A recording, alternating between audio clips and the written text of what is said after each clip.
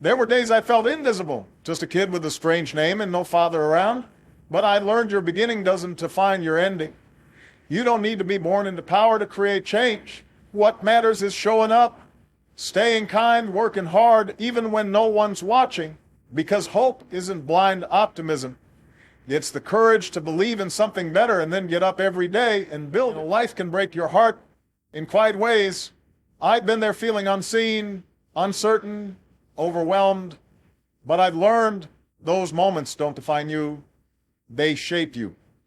Pain teaches empathy, struggle teaches strength, and every scar you carry, that's proof you made it through. You are not weak because you feel deeply. You're strong because you keep going anyway. What I've learned is strength doesn't always shout. Sometimes it's the quiet decision to get out of bed, to try again, to show kindness even when the world hasn't been kind to you. The people who move this world forward, they don't all make headlines, they show up. They love anyway. And they carry hope not because life is easy, but because they choose to believe in something better, even when it's hard. Let me tell you something. I've learned the strongest people I know are loud. They don't wear armor.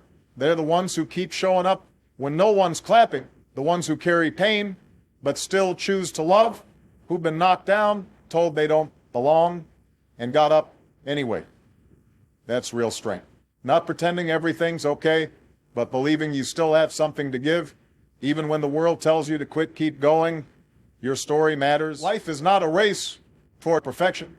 It's a journey toward understanding. You're not here to have all the answers. You're here to grow, to stumble, to learn. Real success isn't found in applause or titles, but in the quiet moments when you choose compassion over pride, hope over fear, and progress over comfort.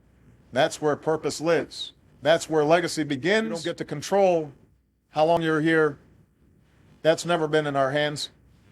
But what you do control is how deeply you live while you are. The way you show up. The way you treat people.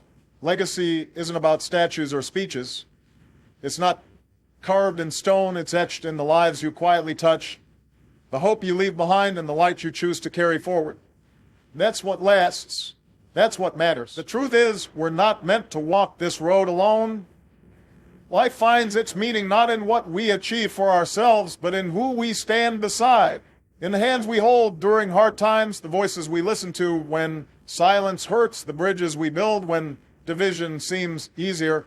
Real progress isn't about rising alone.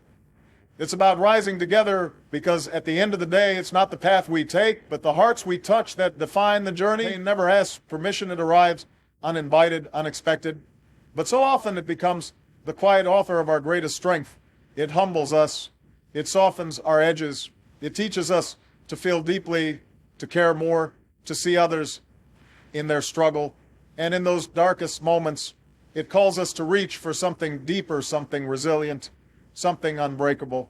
We don't grow despite pain. We grow because of it. And that is where true strength is born. I've learned that failure isn't the end. It's the beginning of something better. It humbles us, challenges us, and teaches what success never could. Every setback carries a lesson, but only if we're brave enough to listen. Growth doesn't happen when things are easy. It happens when we're stretched, uncomfortable, uncertain. You don't grow by staying safe. You grow by daring to rise after the fall. That's how character is built. That's how change begins. I remember knocking on doors on Chicago's South Side. One woman opened up. Her son had been killed by stray bullets walking home from school. She looked me in the eye and said, "Just make sure he's not forgotten." That broke me, but it also lit a fire. Because behind every policy, every speech, there's a face, a story, a life. That pain, that quiet plea for dignity has stayed with me ever since.